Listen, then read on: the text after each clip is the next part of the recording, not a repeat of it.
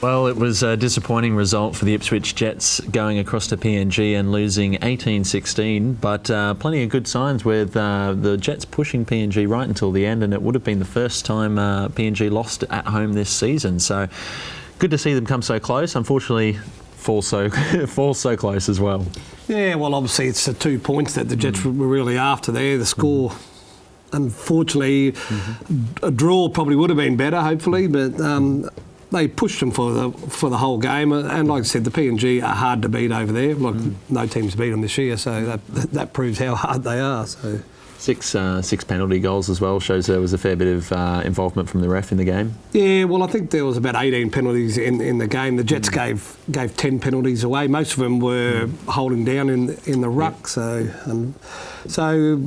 if they can get that out, obviously the Redcliffe's their next game, so obviously with the bye this week they'll have to move on and prepare for Redcliffe. Good sign seeing Carlin Anderson back in the lineup though. The welcome headache of Carlin Anderson, possibly Marmon Barber and Wes Conlon in your back line. Yeah, well, Carlin was back last week. He probably didn't have like one of his better, more involved games there, but obviously that allowed Nem, who had, I think he had 21 hit-ups for 228 metres there, so he was outstanding for the Jets. And Jesse Roberts, the unsung hero this year, he had another great game. And it was also good to see Peter Whittaker. Yeah. He's get another game too. Yeah, he's waited a long time for his debut now, and to get 2 in a row, that's fantastic. Yeah, well, for the size of him there. He's a pocket rocket. If anyone hasn't seen him there, he's only about this big, so...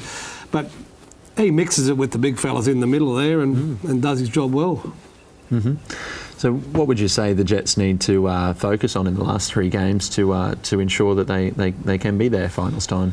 Well, obviously with the bye this week, then they've got 2 home games and then an away game. So obviously not worrying about the last 2 games yet. They're obviously their focus now is Redcliffe at home, and Redcliffe are a great attacking team and defend well. So hopefully back at the North Ipswich Reserve, they just get things going there. Their defence holds up there, and hopefully with Carlin, with that game under his belt there, back into the side, Trigan Nem and all them, that they can really push to beat them. So, with a number of teams also pushing for that last spot, and they're all kind of hunting around the same kind of area in terms of competition points, is it difficult for a coach for the Walker brothers, knowing that they now have to rely on other teams' results to go their way as well?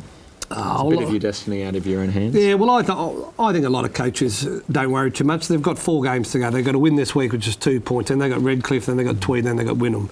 Yep. Win all 4 of them. Win all 4 of them, and then if they don't make it, well, that's it. Destiny's out of their hands. But hopefully, if they can win all 4 of them, they're hoping that the Wynnums, the South, or the Sunny Coasts lose some of them games, so we can catch up on them. So is handy having the week off this week as well, a chance to recuperate. I guess as we said earlier on the show as well, with PNG being a pretty physical team, you'd be looking. It's a good week to have a week off and rest up. Yeah, well, Jay alluded on that fact earlier there that when you play the big sides there. That they're harder to pull down. They run harder at you. The contests, the contests are a lot harder, and the body can only take so much there. So it takes a little bit longer to get over these teams. So sometimes a bye is a godsend after playing a PNG side. Yep. Well, with Redcliffe taking on East Tigers this weekend, the Jets are going to be hoping that's another physical contest, and there'll be some battered bodies in the Dolphins outfit in time for their clash next week. Only time will tell, but looking forward to another great week of the QRL action.